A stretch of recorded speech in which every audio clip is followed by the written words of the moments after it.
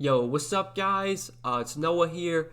In today's video, we're going to take a look at the NBA slate on Draftkings and Yahoo for Monday, September the 7th. We're going to break down these two games. We have Game 5 between Boston and Toronto, and then we have Game 3 between the Clippers and the Nuggets. Both of these series are tied. Boston-Toronto tied at 2-2, LA and Denver tied at 1-1. So it should make for a pretty fun slate. Should be two very good games to watch. I was very surprised to see Denver, play as good as they did last game. I think if they play, like they did last game, there's going to be a lot of guys we want to target for DFS. They had a lot of guys come out and produce well for their salaries. We'll be sure to touch on that. We'll hit on all the guys I like on the slate, going position by position. We'll start off at point guard, work our way through. I'll just let you know, the guys that stand out to me the most looking at the slate the night before. But before we do get started, guys, as always, I would appreciate it if you would hit that like button down below. Make sure you do subscribe to the channel as well if you are new here. I do upload NBA videos every single day to this YouTube channel, and I will be getting up NFL content starting, this week. Most likely, if I don't get my video up for the Thursday night showdown slate, if I don't get it up for Monday night, or if I don't get it up in Monday afternoon, I'll probably have it up on Tuesday. Most likely either Monday or Tuesday, I'll start having NFL content coming out on the channel. NFL season is here. Kind of feels weird. Like, it's honestly coming, pretty fast. I really haven't prepared for NFL. I'm going to have to start doing some preparation this week. But, NFL season's upon us. Thursday night kicks off the season, with the Chiefs and the Texans. I will have a video up for that showdown slate. There's huge tournaments on DraftKings for the showdown slate on Thursday night.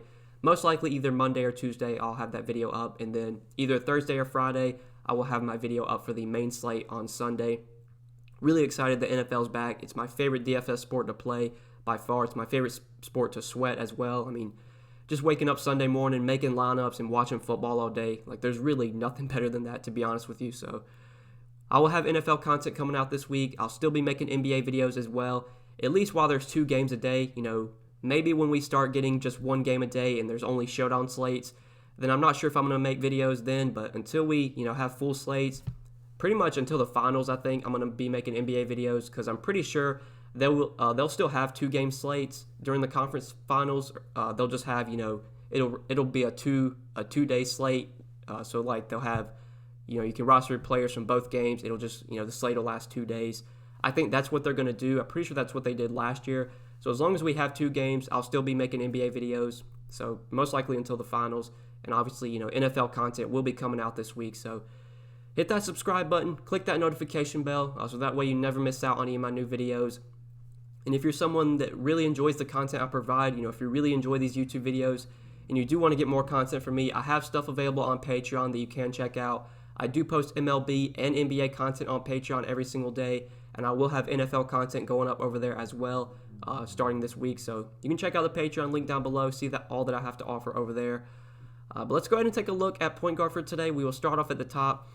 So we got Jamal Murray, 8,900 on DK. Jamal Murray was really good last game. Finally had a somewhat good game. 45 DK points in 40 minutes. Shot the ball pretty well. 10 for 21 from the field, 3 for 8 from 3. 27 points, 3 rebounds, 6 assists, 1 block, 2 steals. I really haven't been on Jamal Murray so far in the series. I think it is a pretty tough matchup for him.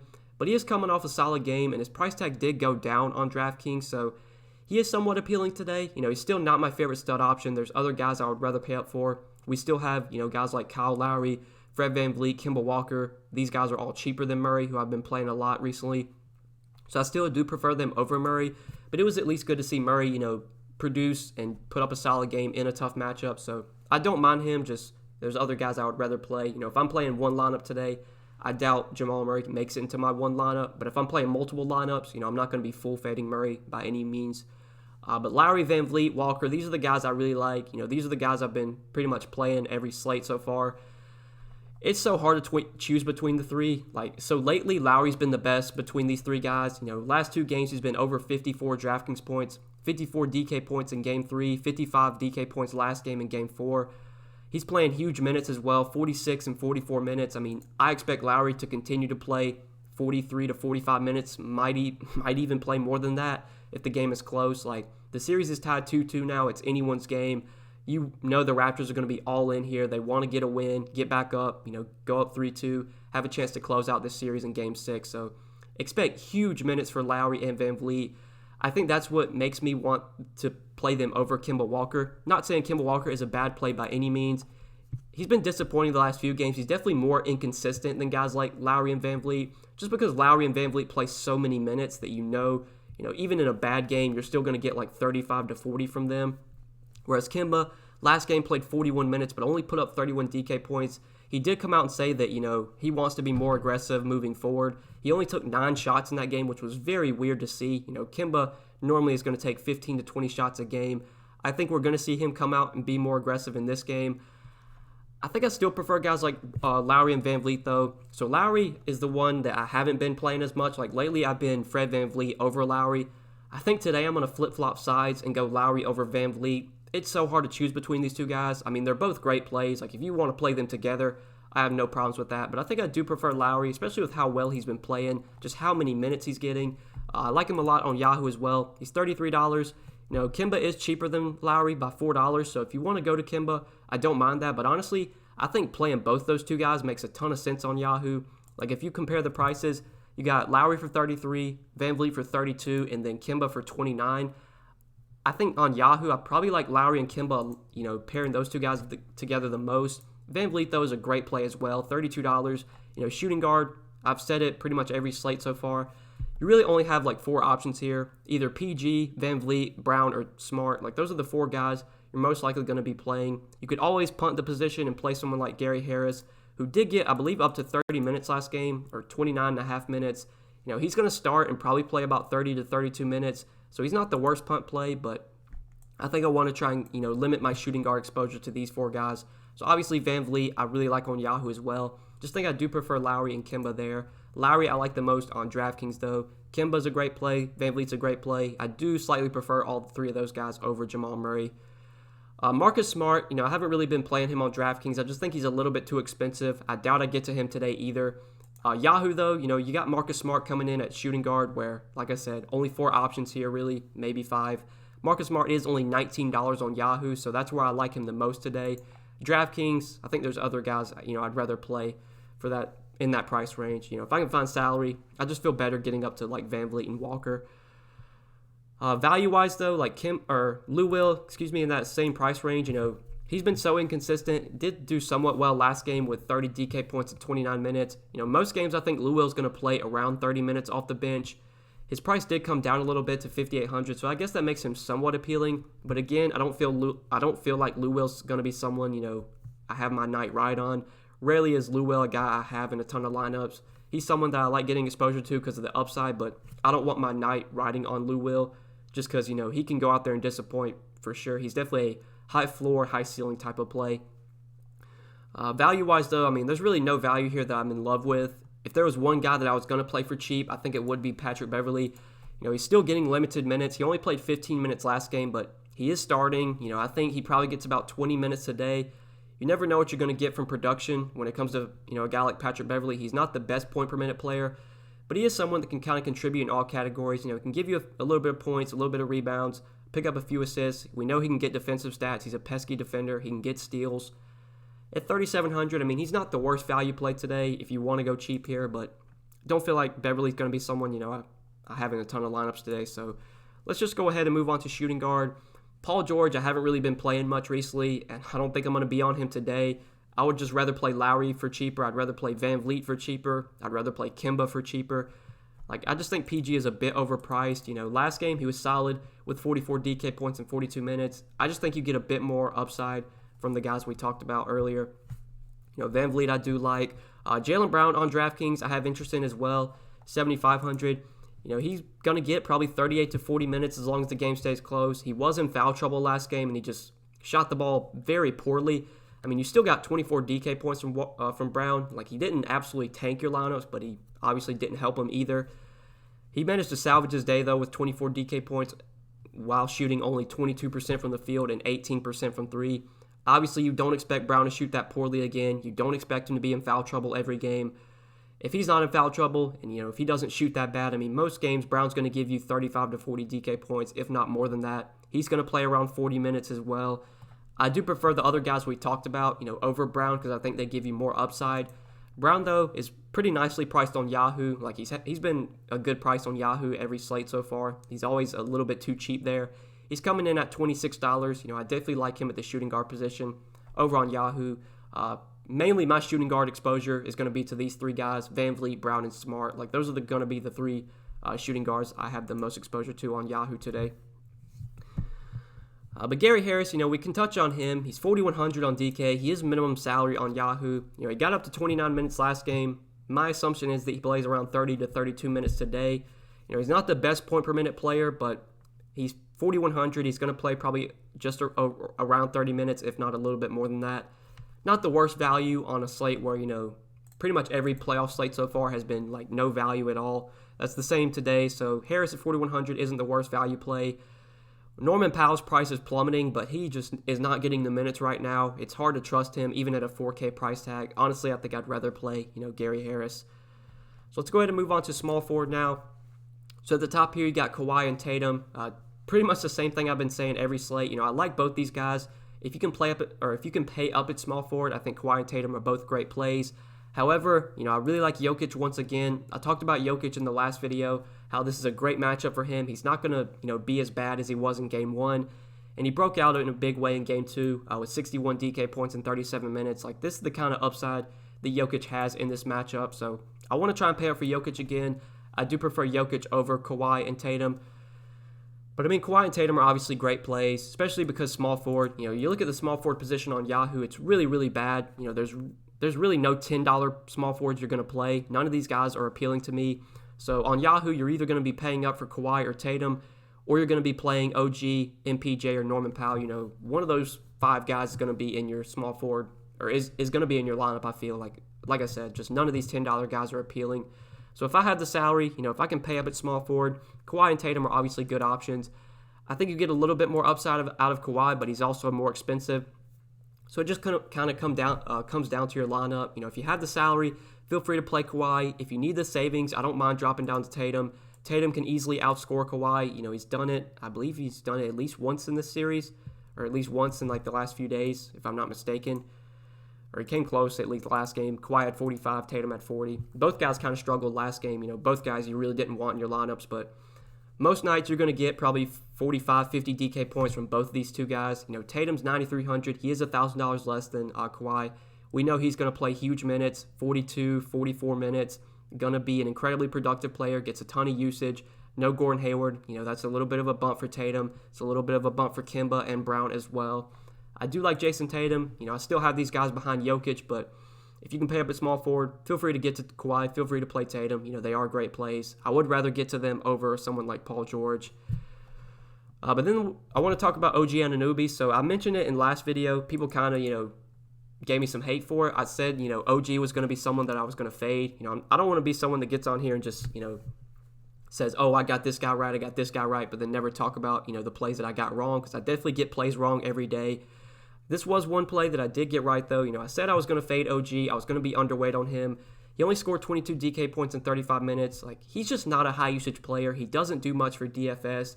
Rarely are you going to get, 35 to 40 DK points from OG like you were getting, the last two games before Game 4. Plus, his price came up as well. Like, he's coming off a bad game, and his price went up $100 to $5,700. OG's been really popular the last few slates. I think with him disappointing last game, that is going to lower his ownership a lot more today. I still don't really want to play OG, though, at $5,700. I just think he's a little bit too expensive. He's just not a productive player, doesn't really do much for DFS. Even though he is going to play big minutes, I don't want to pay $5,700 for OG. Guys like Jeremy Grant and Marcus Morris, they're not very productive players either, but they are coming in cheaper than OG, and they are also going to play big minutes. We saw Jeremy Grant get over 40 minutes last game after playing 26 minutes in a blowout in Game 1. He was very productive last game, shot so poorly from the field, literally shot 1 for 9 from the field, 0 for 5 from 3. Still gave you 26 DK points, though. Kind of got lucky with the defensive stats. He did get 3 steals, or he did get 3 blocks and 2 steals. Was able to chip in with 7 rebounds and 2 assists as well. If Grant even knocks down a couple of those 3-pointers, he's easily scoring over 30 Draftkings points. I still like Jeremy Grant a lot. I've been playing him a lot recently just because we don't have a ton of options in this range, like 5K to 4K. there's just not a lot of viable plays. So I'm just going to keep playing the guys that are getting huge minutes, and that's the case with Jeremy Grant. Playing, 40 minutes a game right now, his minutes feel so secure. Rarely are we going to see him play less than 40 minutes unless, it's a blowout or he's in foul trouble. So I like him a lot on Yahoo as well, $17.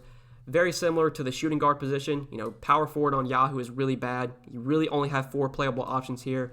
You're either paying up for Siakam or you're playing Marcus Morris, Grant, or Millsap. None of these $10 guys I think are going to be in my lineup. So obviously I'm going to get some exposure to Jeremy Grant on Yahoo at power forward where we really only have, 4 playable options. Just under him in price, though, I really like Marcus Morris as well. So Marcus Morris was very productive in Game 1. In a blowout, he only played 27 minutes, but did, put up a big 33 DK points or a big game for his salary. Was really disappointing last game, though, with just 14 DK points in 31 minutes. I still expect Marcus Morris, though, to get, pretty big minutes, play about 32 to 34 minutes, if not a little bit more than that. He's not a very productive player on a point per minute basis. Playing alongside Kawhi and PG is obviously not great for Marcus Morris. I still like him, though, at $5,100. The price tag did come down a little bit. He's coming in cheaper than someone like OG. Grant's $500 less than OG. Morris is $600 less. And these two guys can easily outscore OG, and I think they probably come in at a little bit lower ownership as well. So give me Marcus Morris and, Jeremy Grant at the forward spots. I really like Marcus Morris on Yahoo as well. His price tag did come down a bit over there. He was $20 on the last slate. He's down to $18 today. So I definitely like Marcus Morris over on Yahoo as well. I think he's a really good play over there. But then, lastly, just finishing up the small forward position. Talked about Grant, talked about Morris. MPJ, just not getting enough minutes. His price tag is really cheap, but I don't think I can go to him at $5K. Same with Norman Powell. Norman Powell's really cheap, but he's just not getting enough minutes. So that's it for small forward. I think this position's pretty simple for me, at least. If I'm not paying up for Kawhi, Tatum, or maybe Jaylen Brown, then I'm probably going to be playing guys like Grant and Morris in the mid-range. Pretty simple position, in my opinion. At least that's how I'm approaching it. So let's go ahead and move on to power forward. So here, you got Siakam 8,100. I've pretty much said it every slate so far. Siakam, not someone I'm going to go out of my way to play, but I'm going to have exposure to him on Yahoo, especially because you only have 3 power forwards. He's the best option, clearly. He projects the best out of all 4 of these guys. He is coming off, a pretty somewhat disappointing game, I guess. Wasn't too bad. 39 fantasy points in 45 minutes. Siakam is going to be locked into huge minutes as well, along with Lowry and Van Vliet. So he's for sure viable. I just don't know if I have to pay $8,100 for him on DK. If I'm going to play him today, I've said it every video so far. I'm going to say it again. If I'm going to play him today, it's going to be on Yahoo where you only have 4 options at power forward. Draftkings, though, I think there's other guys I'd rather play. I'd rather get to the guards in that 8K range. Lowry, Van Vliet, Walker. I'd rather get to those guys over Siakam. Daniel Theis, though, I still like quite a bit. Continues to get about 30 minutes a night. Only played 26 minutes last game, but I think most games we're going to see about 30 minutes from Daniel Theis. His production's been down the last 3 games after he had that really big game 1, 38 DK points in 25 minutes. The price tag's still, somewhat high. It's not like he's coming down. He's still $5,400. I think he looks most appealing, though, on Yahoo. He's just still pretty cheap over there. He's $15. He's coming in cheaper than both Zubac and Harrell, so Daniel Theis looks the most appealing on Yahoo, in my opinion. That's probably where I'll be getting the most exposure to him. On DraftKings, I still think he's in play. If I was playing multiple lineups, I would definitely have exposure to Theis. I just think, Yahoo, where he's a little bit cheaper, and it's pretty weak center position, that's where he stands out the most. Paul Millsap, I think, is viable here. Millsap was god-awful in the Utah series, but he's actually been really good so far through 2 games against LA, against the Clippers. Played 24 minutes in Game 1. Was really productive with 33 DK points. He did lose minutes in that game due to blowout. I would assume if that game stayed close, you would have saw Millsap play around 30 to 32 minutes. And that's what he played in Game 2, which was a competitive game. Got 32 minutes from Millsap, 22 DK points. Millsap is a guy that can be somewhat productive when he gets minutes. On the season, I believe he's averaged close to a fantasy point per minute. I think they like playing Millsap in this series. It didn't seem to work out in the Utah series. Millsap just wasn't playing well. But it seems like they want to give him run here against the Clippers. I haven't been watching much of this game. I've only been catching it towards the end. I assume Millsap's been playing good defense on Kawhi and PG. That's why they're giving him bigger minutes. I have to assume we continue to get about 30 to 32 minutes from Millsap, so that does make him viable at 4,700. And if you want to play him on Yahoo, he is definitely in play over there. $12. If you need the savings off of Morris or Grant, if you want to drop down to Millsap, take out one of these two guys and put Millsap in there. I really have no problems with that because I think Millsap is for sure in play. But yeah, let's move on to center now. We'll hit on center real quick before we end the video.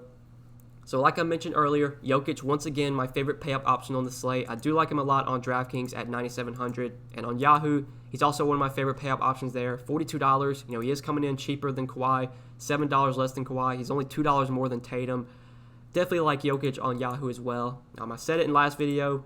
This is a great matchup for Jokic. The Clippers really have no one that can slow him down low. It's either going to be Zubac or Harrell defending Jokic, and that is definitely a mismatch. Jokic should be able to have his way against those two guys. Played really well in Game 2. After completely crapping the bed in Game 1 and getting blown out, the Nuggets looked much better in Game 2. Jokic played much better. 61 DK points, 26 points, 18 rebounds, 4 assists, and 3 blocks in 37 minutes. We know Jokic is going to play pretty big minutes, 38 to 40 minutes if it's a close game. It's such a good matchup for him. He can do so much offensively, can score, rebound, get assists, can legit triple-double any night. So love Jokic once again. I think with him coming off a big game, that will up his ownership a bit. He's going to come in much higher owned than he was on the last slate. But I'm still fine with that. I love the matchup for Jokic. I just think it's such a good spot. Then you got Ibaka in the mid-range, who is a guy that I think is for sure in play, just someone that I rarely go out of my way to play. Normally, Ibaka's going to play around 25 minutes and give you 30 to 35 DK points. I don't think we're going to see him, break the slate like he did in that Brooklyn series, going for 43 and 55 DK points in only 23 and 20 minutes. It's not nearly as good of a matchup here against Boston. Still, Ibaka has upside, though. He is a productive player when he gets minutes. We know he can double-double. He can block shots. He's viable at 5,900. I just don't think he's going to be someone, I go out of my way to play. I still like Ivica Zubac a lot as a value. He only played 20 minutes last game, but was really productive with 25 DK points in those 20 minutes. Was nearly missed out on about a 30-point game. If he would have got one more rebound, he would have got, an extra 1.5 points or 1.25 points. That would have put him at 27. And then he would have got the double-double bonus, which I believe is like 2 or 3 points, which would have put him close to 30 DK points. So Zubac really kind of ran bad to only get 25 last game. I don't know if we get 20 minutes again from Zubac. I think most games he's going to play about 24 to 25, especially because, they need his size against Jokic. So I do like Zubac once again as a value. He can easily double-double in 24, 25 minutes and give you, 30 DraftKings points. He's still cheap on DraftKings at 4,900. So I like Zubac a lot once again as a value play. And then you have Millsap you can play here as well. Montrezl Harrell, I won't really be on him, just not getting enough minutes. Marc Gasol, been getting about 25, 26 minutes, but has not been productive at all. 13 DK points last game, 22 the game before that. Plus the price is still somewhat high at 4,400. I would rather get up to Zubac if I can. So that's probably it for center for me. Mainly Jokic, Millsap, Tice, Zubac. Those are the guys I really like here. So yeah, guys, I think that's it for center. I think we covered everything for this 2-game slate. I hope you guys did enjoy the video. Like I said at the beginning, I will have NFL content start coming out this week, either Monday afternoon, or if not Monday afternoon, I'll definitely get my video up for the Thursday night football game. I'll have that video up on Tuesday for sure, if it's not coming out Monday. And then I'll have my video up for the main slate on Sunday. That'll either go up, Thursday or Friday. NFL season is upon us. This is, kickoff week. The NFL season starts Thursday. A lot of college football also starts on Saturday. My Florida State Seminoles, they play on Saturday. We got Georgia Tech home opener. I'm so excited for that. Just feels good to have football back. Honestly, I didn't expect there to be a football season this year, but it seems like we're going to get one, which is great for me in terms of someone who plays DFS and puts out DFS content for a living. This is awesome. This time of year, we got basketball, football, baseball, all going on at once. Just a great time, man. Huge tournaments out there for week 1 as well. Going to be a ton of overlay too. I just love week 1 NFL. I think that's when there's, the best opportunity to make a ton of money is week 1. It's the most edge in my opinion. You're going to have a lot of casual players playing on week 1. Like I said, huge overlay as well. So excited, man. I can't wait for football on Sunday or even Thursday, really, with that Thursday night game. So NFL content will be coming out this week. I'll still be getting up NBA videos every single day. As long as we have 2 games, I'll be getting up NBA videos for the 2-game slates. So yeah, hit that subscribe button, guys. A ton of content coming out right now. Hit the notification bell as well, so that way you never miss out on any of my new videos. Drop a like on this video before you do get out of here. And if you would like to get more content from me, you can check out the Patreon, which is linked down below in the description. You can check out all that I have to offer over there.